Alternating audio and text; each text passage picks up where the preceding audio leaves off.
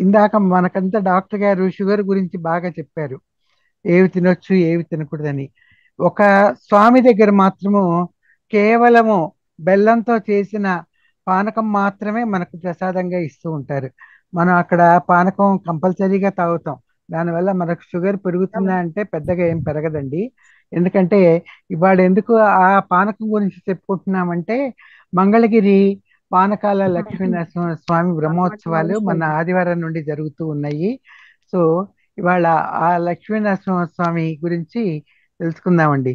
ఎందుకంటే అనుకోకుండా మన మంగళగిరి డాక్టర్ గారైన మన ఎంవి రావు గారి వాళ్ళ షుగర్ గురించి చెప్పారు కాబట్టి ఇవాళ ఈ టాపిక్ కూడా చెప్పడం జరుగుతూ ఉన్నది.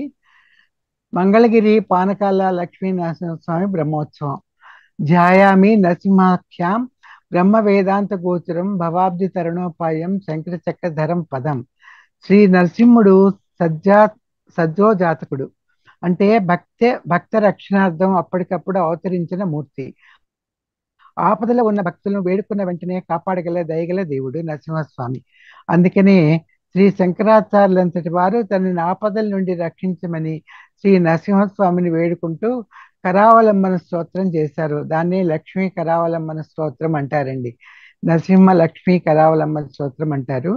అంతటి దయామయుడైన శ్రీ స్వామి కృష్ణానది తీరాన వెలిసిన 5 క్షేత్రాలను పంచ నరసింహ క్షేత్రాలు అంటారన్నమాట. అంతేకాదు ఈ 5 క్షేత్రాల్లో స్వామిని ఒక్కొక్క చోట ఒక్కొక్క పేరుతో పిలుస్తారు. అవేంటంటే మంగళగిరిని పానకాలయ్య అంటారట. వేదాద్రి అంటే మనకు జగ్గయ్యపేట దగ్గర ఉంది, దాన్ని స్నానాలయ్య అంటారు. మట్టపల్లి, మట్టపల్లి కూడాను ఆంధ్రాలోనే ఉందండి, దాన్ని అన్నాలయ్య అంటారు. వాడపల్లి, దాన్ని దీపాలయ్య అంటారు. కేతవరం అంటే వజ్రాలయ్య అంటారు. వీటిలో మనం ఇప్పుడు మంగళగిరి లక్ష్మీ నరసింహస్వామి వైభవం గురించి తెలుసుకుందాం. మిగతా 4 క్షేత్రాల కన్నా ప్రస్తుతం కృష్ణానదికి కొంచెం దూరంలో ఉన్న క్షేత్రం ఇదన్నమాట. మంగళగిరి అనగానే గుర్తుకొచ్చేవి పానకాల స్వామి, గాలిగోపురము, చేనేత వస్త్రాలు. అంటే మంగళగిరి చేనేత వస్త్రాలు చాలా బహుళ ప్రచారం పొందాయన్నమాట. ఇవన్నీ ఇక్కడ ప్రసిద్ధికి ఎక్కినవే. ముందుగా ఆలయ చరిత్ర తెలుసుకుందాం. మంగళగిరిలో 3 నరసింహస్వామి ఆలయాలు ఉన్నాయి.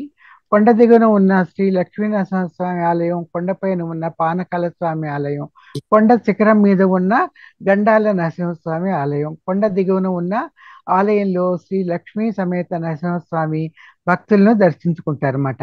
హిరణ్యకశిపుని వధానంతరం నరసింహస్వామి చాలా భయంకర రూపంతో రౌద్రంగా అందరికీ భీతి కొలుపుతూ ఉన్నారు.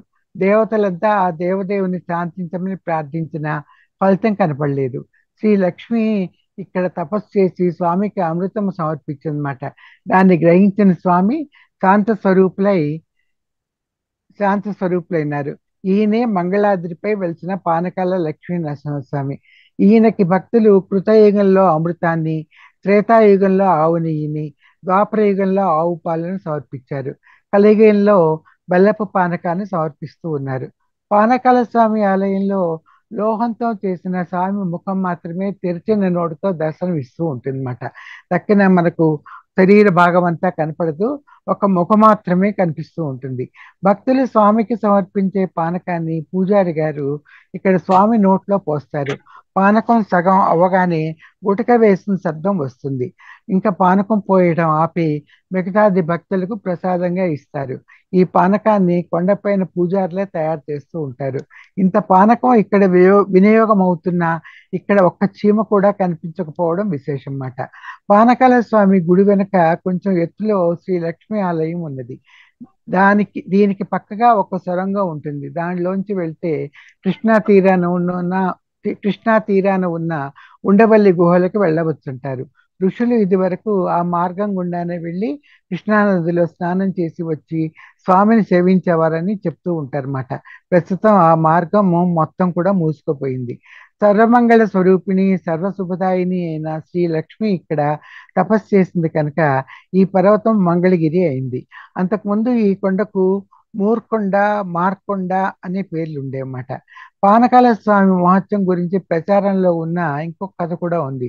స్వామి పానకం తాగటం ఎంత మటుకు నిజమో పరీక్షించడానికి అక్కడి జమీందారు వెంకటాద్రి నాయుడు తన బావమరిది శక్తి ఉపాసకులు అయిన యార్లగడ్డ అంకెనీడితో కలిసి కొండపై స్వామివారి తెరిచి ఉన్న నోట్లోకి తన కుడి చేతిని పోనిచ్చారట. చెయ్యి కొంత దూరం వెళ్ళగానే నలుపుతున్నట్లు విపరీతమైన బాధ కలిగిందిట. అంకినీయుడి గారికి తేళ్లు పాములు కరిచినంత బాధ కలిగిందిట. వెంకటాద్రి నాయుడు గారు చెయ్యి బయటికి తీయగా చెయ్యి రక్త మాంసం లేక శిలావశిష్టంగా ఉండటం చూసి విస్మయం చెందారట. అప్పుడు స్వామి మీద నమ్మకం కలిగి స్వామికి తన శరీరం ఆహారమైందని, తన జన్మ సార్థకమైందని ఆయన ఆలయ గోపురం నిర్మింపజేశారట. కొండ శిఖరాన ఉన్న గండాల నరసింహస్వామి చిన్న మందిరంలో విగ్రహం ఉండదు. తీరని ఆపదలు వచ్చిన భక్తులు తమ గండాలు గడిచిపోతే అక్కడ నేతితో గాని నూనెతో గాని దీపం పెడతామని మొక్కుకుని, గండం గడిచిపోగానే మొక్కుకున్న విధంగా అక్కడ దీపారాధన చేసి వస్తారట. కొండ కింద ఉన్న శ్రీ లక్ష్మీనరసింహ స్వామిని మెట్ల మార్గంలో ఉన్న బ్రహ్మరాంబ మల్లికార్జున స్వామి ఆలయంలో మూర్తులను ద్వాపర యుగంలో పాండవులు ప్రతిష్ఠించారని చెప్తూ ఉంటారు. ఆలయానికి 4 వైపులా గాలిగోపురాలు ఉన్న తూర్పునున్న గాలిగోపురం నిర్మాణ శైలి వల్ల ప్రసిద్ధికి ఎక్కింది. మొదట విజయనగర రాజు ఈ గోపుర నిర్మాణం చేపట్టి 3 అంతస్తులు కట్టించారు. తర్వాత కాలంలో అక్కడి జమీందారు రాజా వాసిరెడ్డి వెంకటాద్రి నాయుడు క్రీస్తు శకం 1807లో 1895లో ఈ గోపురంపై ఇంకొక 8 అంతస్తులు నిర్మింపజేశారు. 153 అడుగుల ఎత్తు ఉన్న ఈ గోపురం వెడల్పు 49 అడుగులు మాత్రమే. వెడల్పు తక్కువగా ఉండి ఇంత ఎత్తుగా ఉన్న ఇలాంటి గోపురాలు అరుదుగా మనకు కనిపిస్తూ ఉంటాయన్నమాట. అందుకే ఈ గోపురం అంత ప్రసిద్ధికి ఎక్కింది. దీని గురించి ఇంకొక ఆసక్తికరమైన విశేషం కూడా ప్రచారంలో ఉంది. గోపురం 14 అంతస్తులను నిర్మించిన తర్వాత ఆ గోపురం ఉత్తరానికి ఒరిగిందట. గోపురం నిర్మించిన శిల్పి ఆ గోపుర నిర్మాణంలో తను చేసిన తప్పేమిటో తెలియక ఆ శిల్పశాస్త్రంలో విజ్ఞుల సహాయం మేరకు కాంచీపుర ప్రాంతానికి వెళ్ళి అక్కడ సుప్రసిద్ధ శిల్పులతో ఈ విషయం చర్చించారట. వారు సూచించిన విధంగా మంగళాద్రికి వచ్చిన గోపురానికి తూర్పు భాగంలో లోతైన కోనేరు తవ్వించారు. దాంతో ఉత్తరానికి ఒరిగిన గోపురం చక్కబడి తిన్నగా నిలబడింది. ఆ కోనేరుకి చీకటి కోనేరుని పిలుస్తూ ఉంటారన్నమాట. పాల్గొన మాసంలో 11 రోజుల పాటు జరిగే బ్రహ్మోత్సవాలు ఇక్కడ ముఖ్యమైనవి. పాల్గొన శుద్ధ షష్ఠి నాడు ప్రారంభమయ్యే ఈ ఉత్సవాలలో చతుర్దశి నాడు శాంత నరసింహస్వామికి శ్రీదేవి భూదేవులకు కళ్యాణం జరుగుతుంది. మరునాడు అంటే పౌర్ణమి రోజు జరిగే రథోత్సవంలో 1,00,000 మంది పైగా ప్రజలు పాల్గొంటారు.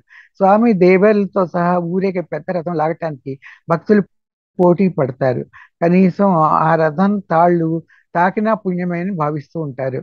ఈ సమయంలో ఇక్కడ జరిగే తిరునాళ్ళు కూడా ప్రసిద్ధికి ఎక్కింది. శ్రీరామనవమి, హనుమ జయంతి, నరసింహ జయంతి, వైకుంఠ ఏకాదశి, మహాశివరాత్రి వగైరా ఇక్కడ జరిగే ఇతర ముఖ్య ఉత్సవాలు కూడాను. కొండపైన పానకాల స్వామి ఆలయానికి మెట్ల మార్గమే కాక వాహనాల్లో కూడా మనం చేరుకోవచ్చు.